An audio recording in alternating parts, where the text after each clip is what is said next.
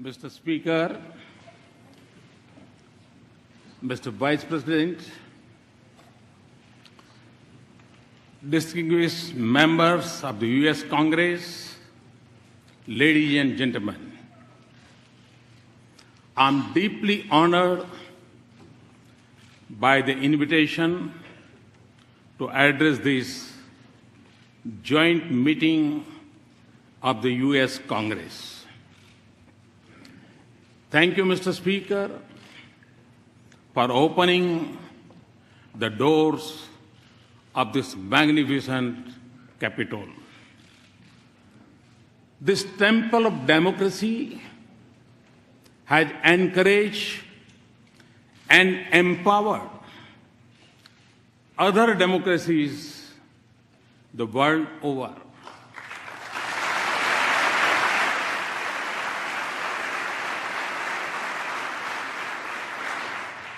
It manifests the spirit of this great nation, which is, in Abraham Lincoln's words, was conceived in liberty and dedicated to the proposition that all men are created equal.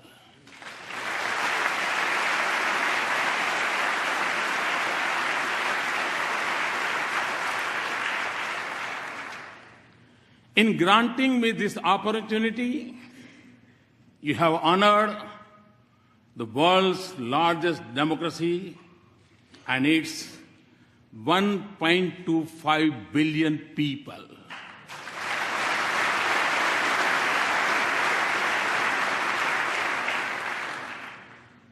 As a representative of world's largest democracy, it is indeed a privilege to speak to the leaders of its oldest.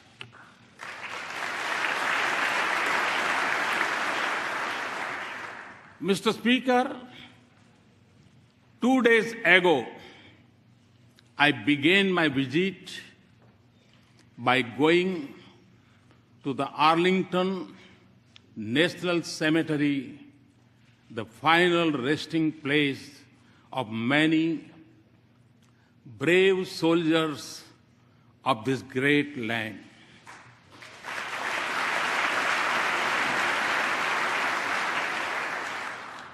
I honored their courage and sacrifice for the ideals of freedom and democracy. It was also the 72nd anniversary of the D-Day. On that day, thousands from this great country fought to protect the torch of liberty.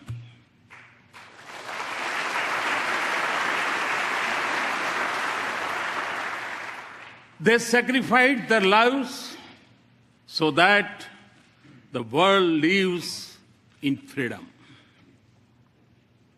I applaud, India applauds the great sacrifices of the men and women from the land of the free and the home of the brave in service of mankind.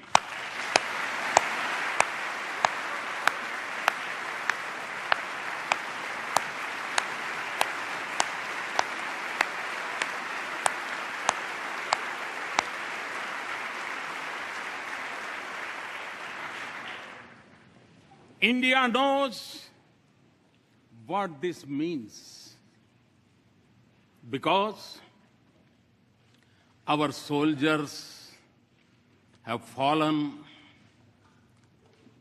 in distant battlefields for the same ideals. That is why the threads of freedom and liberty from a strong bond between our two democracies. Mr. Speaker, our nations may have been shaped by diverse histories, cultures, and faiths. Yet, our belief in democracy for our nations and liberty for our countrymen is common. The idea that all citizens are created equal is a central pillar of the American Constitution. Our founding fathers too shared the same belief and sought individual liberty for every citizen of India.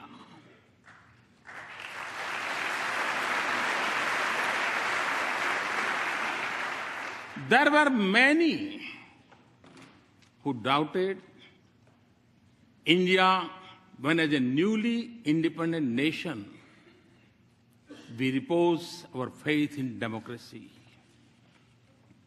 Indeed,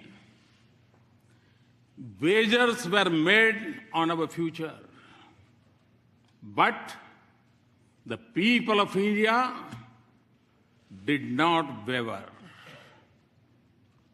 Our founders created a modern nation with freedom, democracy, and equality at the essence of its soul. And in doing so, they assured that we continue to celebrate our age-old diversity. Today,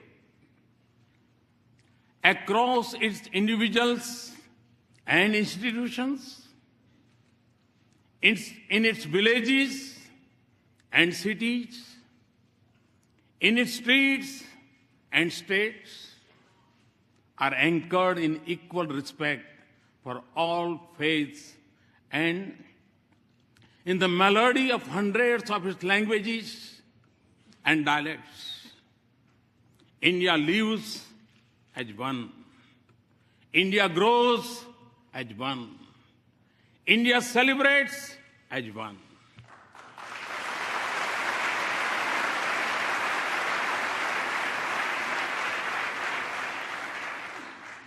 Mr. Speaker, modern India is in its 70th year. For my government, the Constitution is its real holy book. And in that holy book, freedom of faith, speech, and franchise, and equality of all citizens, regardless of background, are enshrined as fundamental rights.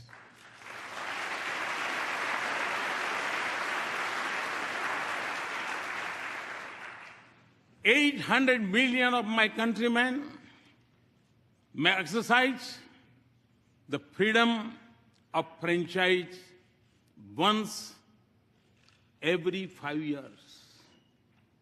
But all the 1.25 billion of our citizens have freedom from fear, a freedom they exercise every moment of their lives.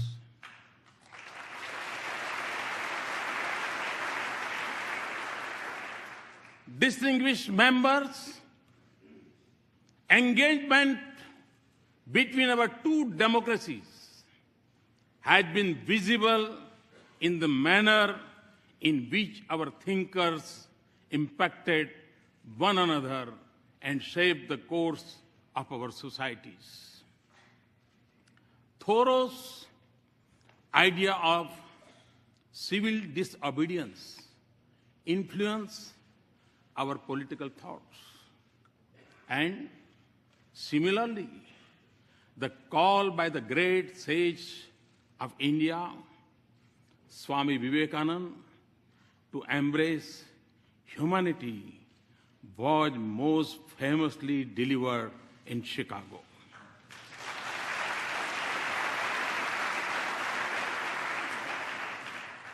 Gandhi's non-violence inspired the heroism of Martin Luther King.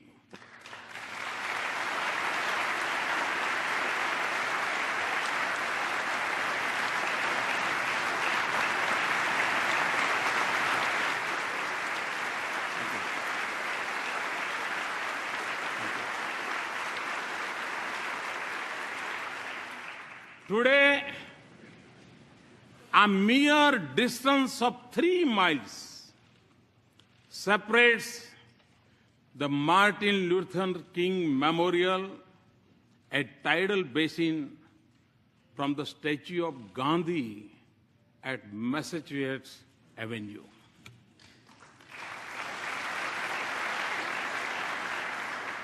This proximity of the memorials in Washington mirrors the closeness of ideals and value they believe in. The genius of Dr. Bhimrao Babasaheb Ambedkar was nurtured in the years he spent at the Columbia University a century ago.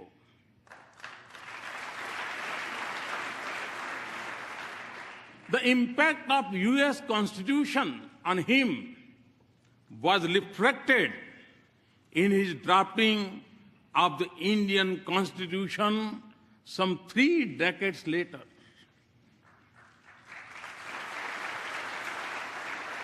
Our independence was ignited by the same idealism that fueled your struggle for freedom. No wonder then that former Prime Minister of India, Sri Atal Bihari Vajpayee, called India and the US natural allies.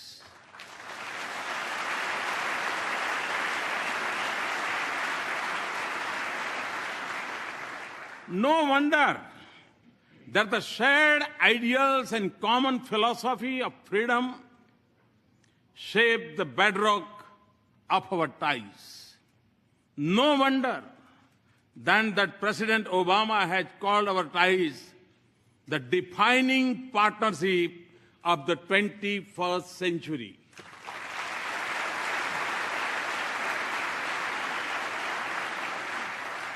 Mr. Speaker, more than 15 years ago, Prime Minister Vajpayee stood here and gave a call to step out of the shadow of hesitation of the past.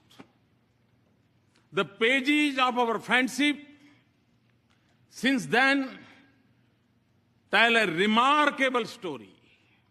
Today, our relationship has overcome the hesitations of history.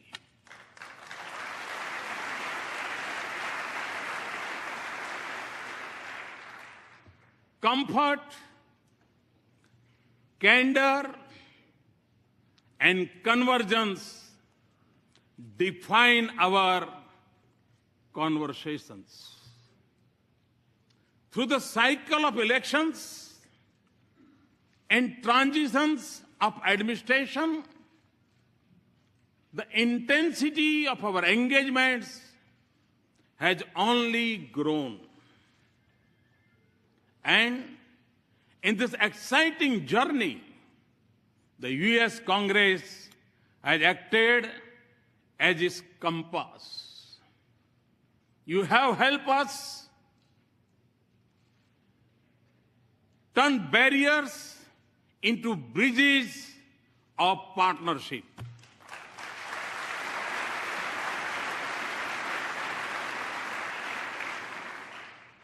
In the fall of 2008, when the Congress passed the India-US Civil Nuclear Cooperation Agreement, it changed the very colors of leaves of our relationship.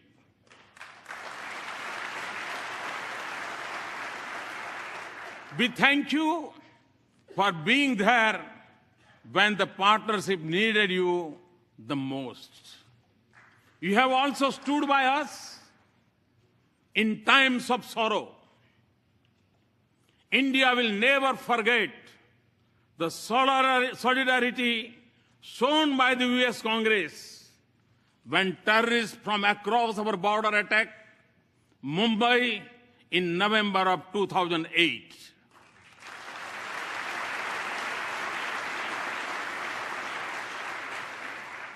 And for this, we are grateful. Mr. Speaker, I'm informed that the working of the US Congress is harmonious.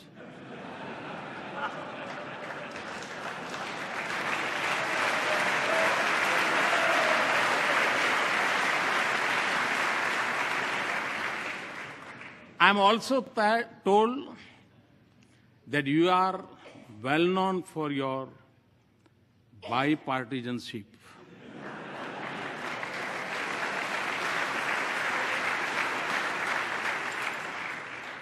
Well, you are not alone.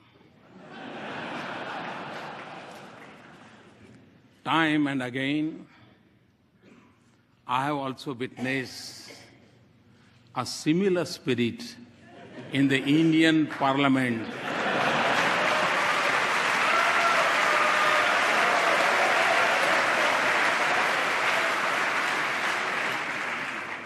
Especially in upper house.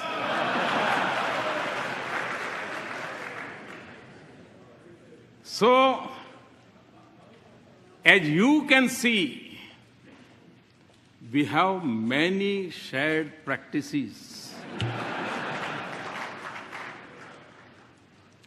Mr. Speaker, as this country knows well, every journey has its pioneers. Very early on, they shaped a development partnership, even when our meeting ground was more limited. The genius of Norman Borlaug brought the Green Revolution and food security to my country.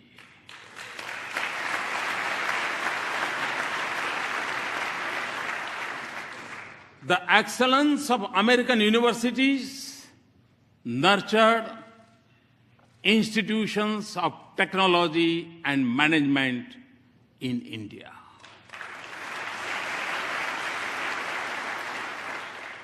And I could go on, but fast forward to the present. The embrace of our partnership extends to the totality of human endeavor. From the depths of the oceans to the vastness of the space. Our science and technology collaboration continues to help us in cracking the age-old problems in the fields of public health, education, food, and agriculture. Ties of commerce and investment are flourishing. We trade more with the US than with any other nation.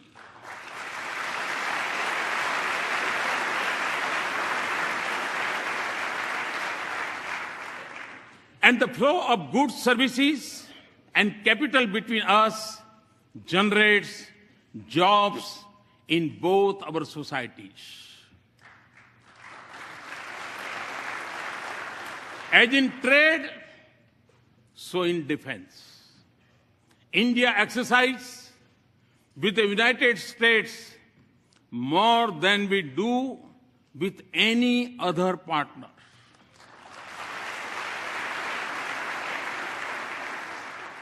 Defense purchases have moved from almost zero to $10 billion in less than a decade.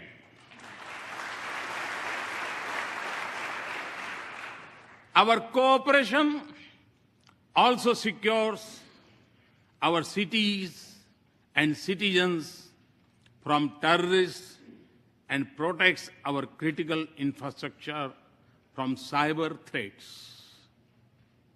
Civil nuclear cooperation, as I told President Obama yesterday, is a reality.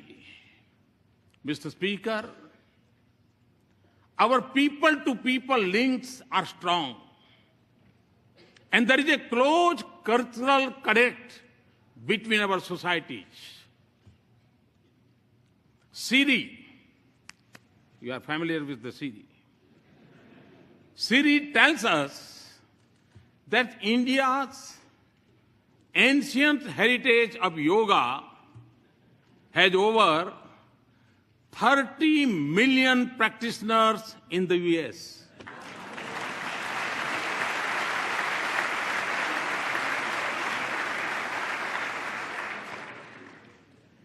It is estimated that more Americans bend for yoga than to throw a curveball. And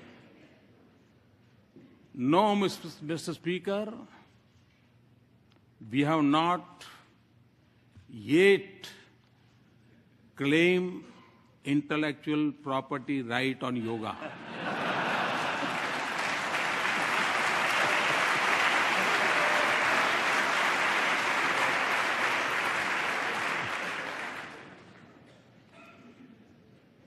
Connecting our two nations is also a unique and dynamic bridge of 3 million Indian Americans.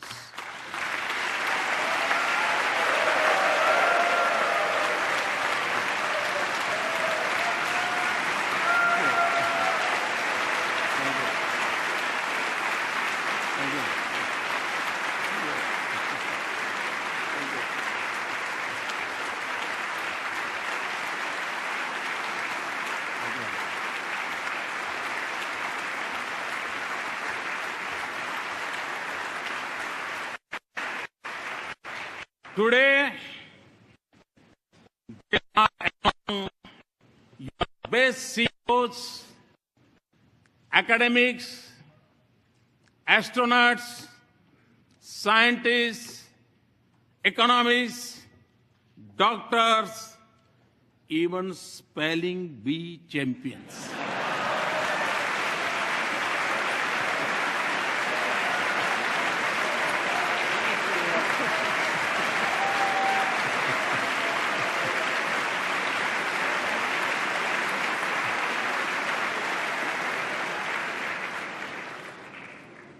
They are your strength.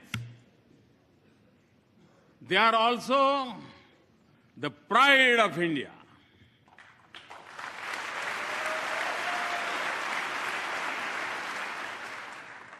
They symbolize the best of both our societies. Mr. Speaker, my understanding of your great country began long before I entered public office. Long before assuming office, I traveled coast to coast, covering more than 25 states of America.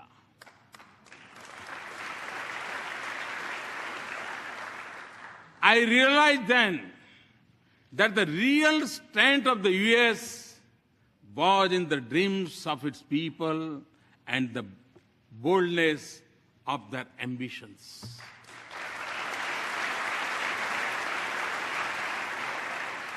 Today, Mr. Speaker, a similar spirit animates India.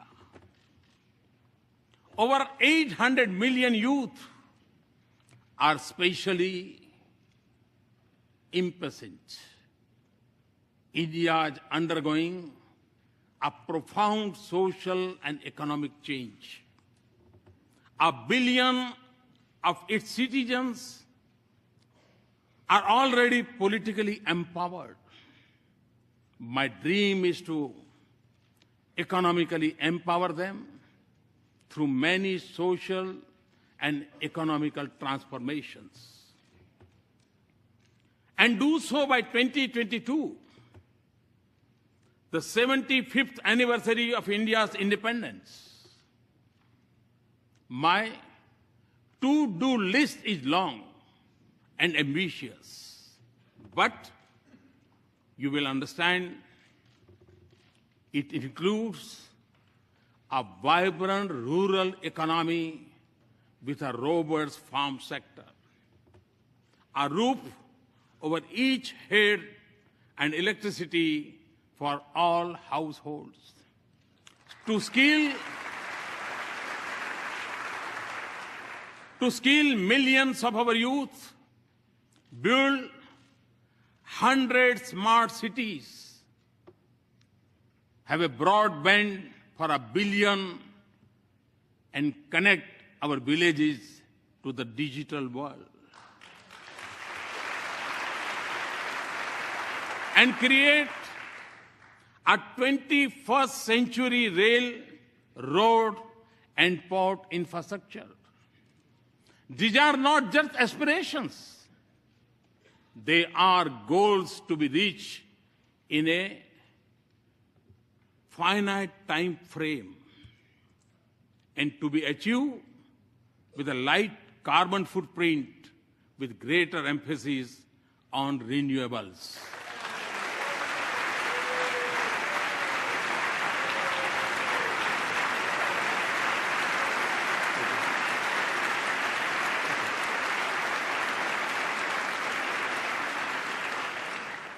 Mr. Speaker, in every sector of India's forward march, I see the US as an indispensable partner.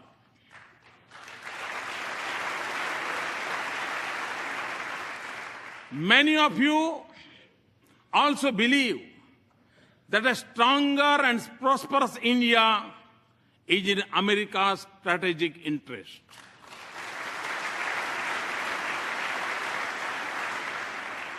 Let us work together to convert shared ideals into practical cooperation. There can be no doubt that in advancing this relationship, both nations stand to gain. As the US businesses search for new areas of economic growth, markets for their goods, a pool of skilled resources, and a global locations to produce and manufacture, India could be their ideal partner.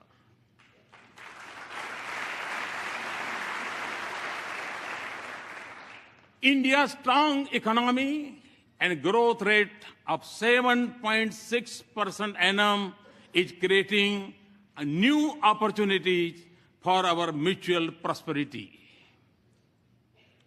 Transformative American technologies in India and growing investment by Indian companies in the United States both have a positive impact on the lives of our citizens.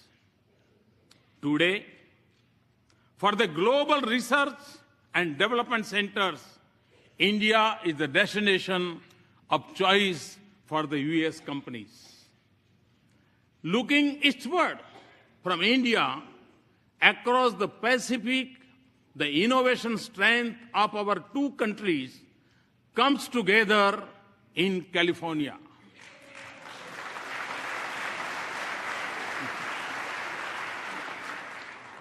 Here, the innovative genius of America and India's intellectual creativity are working to shape new industries of the future.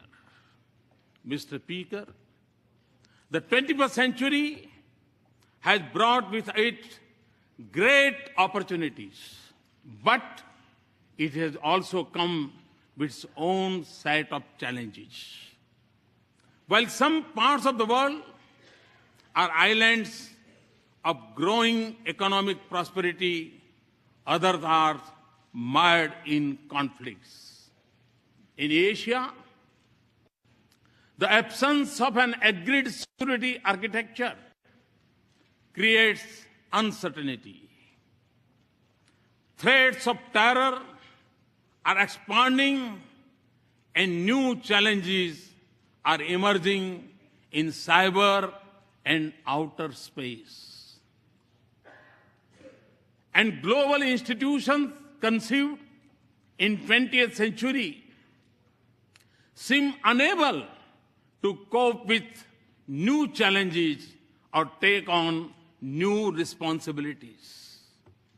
In this world of multiple transitions and economic opportunities, growing uncertainties and political complexities, existing threats and new challenges, our engagement can make a difference by promoting cooperation, not dominance, connectivity, not isolation, inclusive, not exclusive mechanisms, respect for global commons, and above all, for international rules and norms.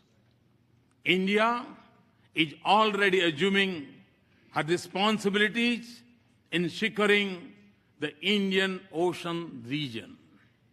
A strong India-US partnership can anchor peace, prosperity, and stability from Asia to Africa and from Indian Ocean to the Pacific.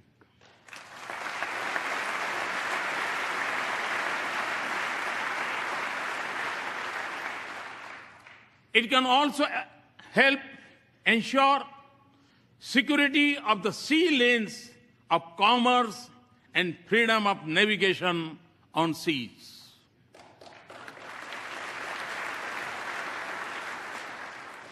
But the effectiveness of our cooperation would increase if international institutions frame with the mindset of the 20th century, where they reflect the realistic of today.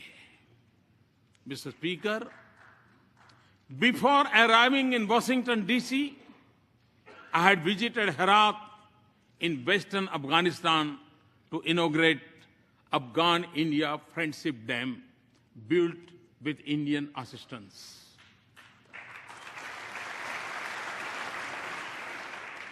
I was also there on the Christmas Day last year to dedicate to that proud nation, its parliament, a testimony to our democratic ties.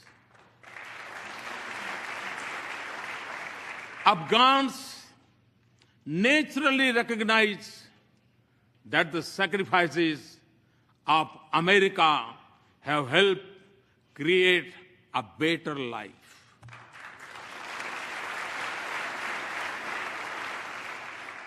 But your contribution in keeping the region safe and secure is deeply appreciated by even beyond.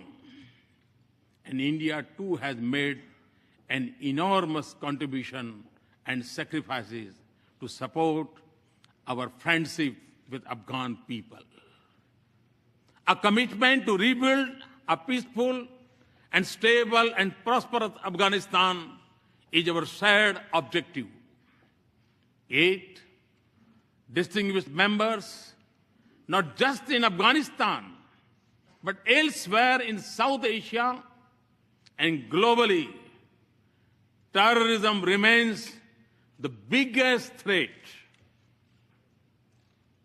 In the territory stretching from west of India's border up to Africa, it may go by different names, from Lashkar-e-Taiba to Taliban to ISIS, but its philosophy is common, of hate, murder, and violence. Although it is a shadow spreading across the world, it is incubated in India's neighborhood. I commend the members of the US Congress for sending a clear message to those who preach and practice terrorism for political gains.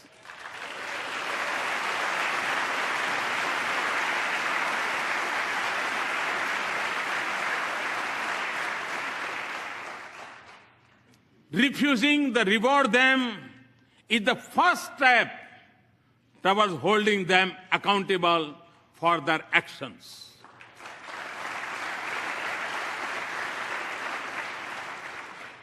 The fight against terrorism has to be fought at many levels, and the traditional tools of military intelligence or diplomacy alone would not be able to win this fight.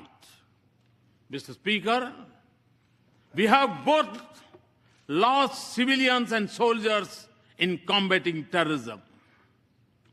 The need of the hour is for us to deepen our security cooperation and base it on a policy that isolates those who harbor, support, and sponsor terrorists.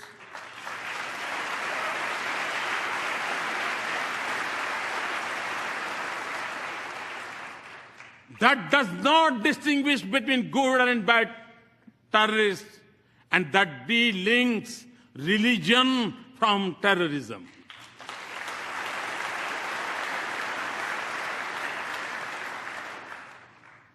Also, for us to succeed, those who believe in humanity must come together to fight for it as one and speak against this menace in one voice.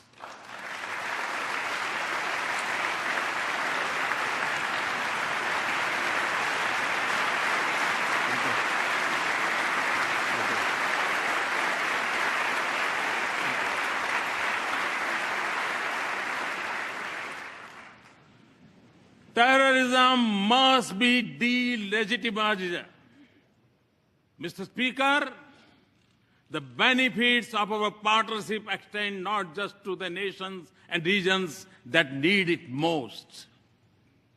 On our own, and by combating our capacities, we are also responding to other global challenges, including when disaster strikes and where humanitarian relief is needed. From our shore, we have evacuated thousands from Yemen, Americans and Indians and others. Nearer home, we have the first responders during Nepal's earthquake, in the Maldives water crisis, and most recently during landslide in Sri Lanka.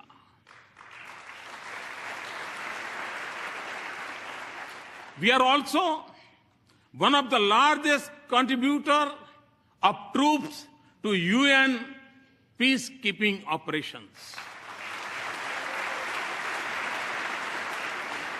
Often, India and the US have combined their strengths in science and technology and innovation to help fight hunger, poverty, disease, and literacy in different parts of the world. The success of our partnership is also opening up new opportunities for learning, security, and development from Asia to Africa. And the protection of environment and caring for the planet is central for our shared vision of a just world.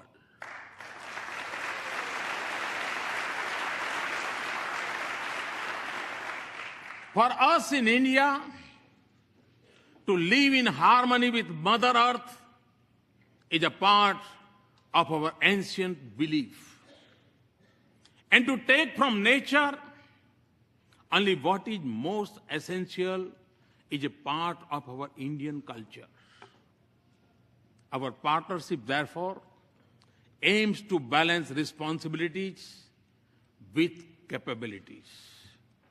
And it also focuses on new ways to increase the availability and use of renewable energy.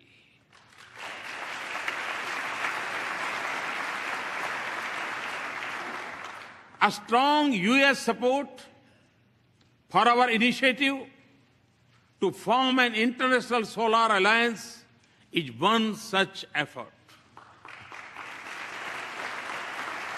We are working together not just for better future for ourselves, but for the whole world.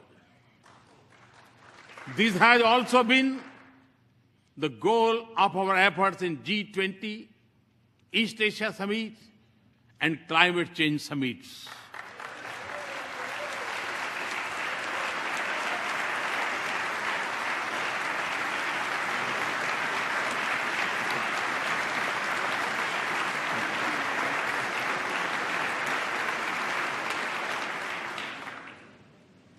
Mr. Speaker, as we deepen our partnership, there will be times when we would have differing perspectives. But since our interests and concerns converge, the autonomy in decision-making and diversity in our perspectives can only add values to our partnership. So, as we embark on a new journey and seek new goals, let us focus not just on matters routine, but also transformation, all ideas. Ideas which can focus not just on creating wealth, but also creating value for our societies.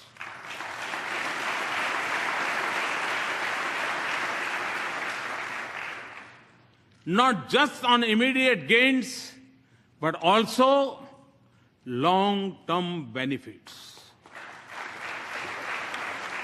Not just on soaring best practices, but also shaping partnerships, and not just on building a bright future for our people, but in being a bridge to a more united, human, and prosperous world.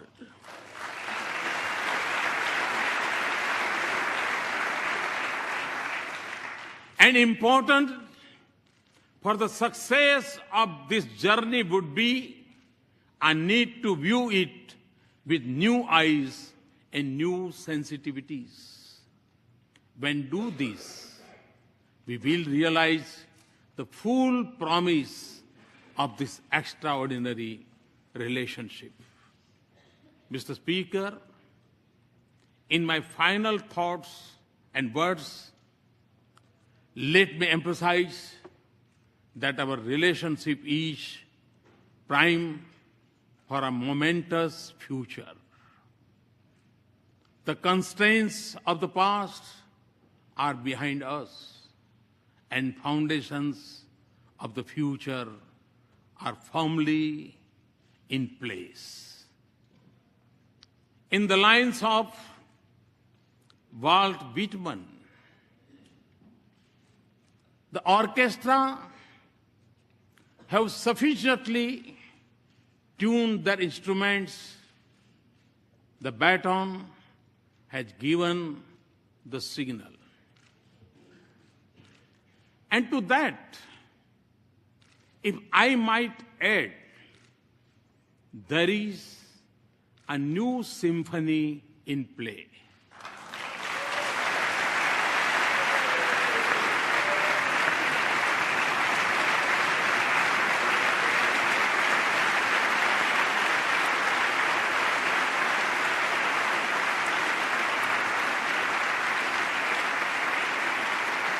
Thank you, Mr. Speaker and Mr. Vice President, distinguished members, for this honor. Thank you very much. Thanks a lot.